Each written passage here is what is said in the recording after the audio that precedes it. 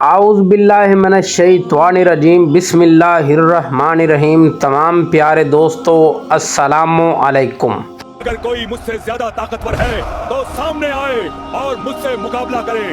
جب حضرت ابراہیم علیہ السلام نمرود کے پاس اللہ کے دین کی دعوت کو لے کر گئے تو نمرود نے بڑے ہی غرور کے ساتھ انکار کیا، تو اس کا کیا انجام ہوا؟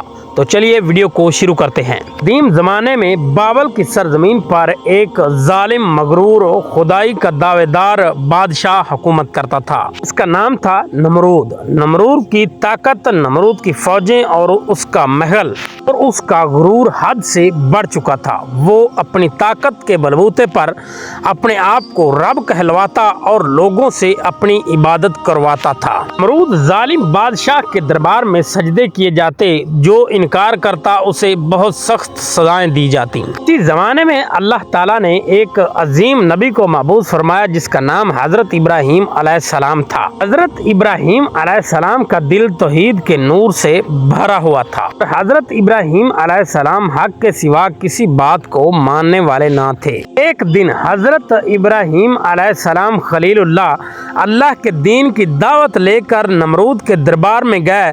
نمرود کا دربار جوہرات اور سونے سے سجا ہوا تھا اور نمرود ظالم بادشاہ تخت پر اکڑ کر بیٹھا ہوا تھا۔ نمرود نے حضرت ابراہیم علیہ السلام سے پوچھا، ابراہیم تم کس رب کو مانتے ہو؟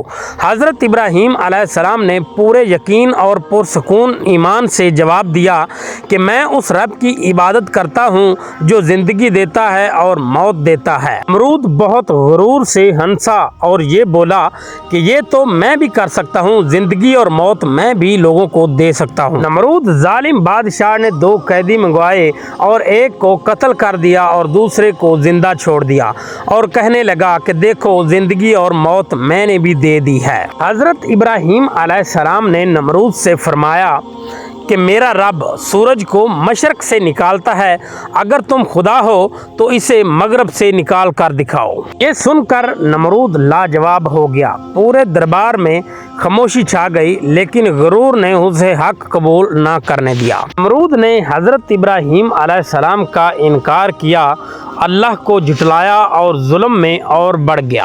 ظالم بادشاہ نمرود نے اپنے آپ کو ناقابل شکست سمجھ لیا تھا۔ اب جا کر اللہ تعالیٰ کی ذات نے اپنی قدرت دکھانے کا فیصلہ کیا۔ اللہ تعالیٰ نے مچھروں کی ایک بہت بڑی فوج نمرود اور اس کی سلطنت پر نازل کر دی۔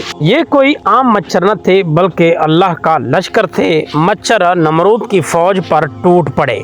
اربوں خربوں کی تعداد میں مچھر جب آسمان سے اترے، کسی کے کان میں، کسی کے منہ میں، کسی کے ناک میں اور کسی کی آنکھوں میں گھس گئے۔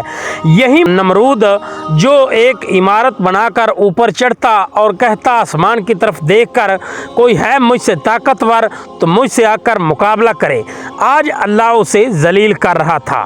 نمرود نامراد ظالم بادشاہ کی فوج چند لمحوں میں برباد ہو گئی۔ اس کے ہاتھی، گھوڑے، سپاہی، تمام چیزیں بے بس ہو گئیں۔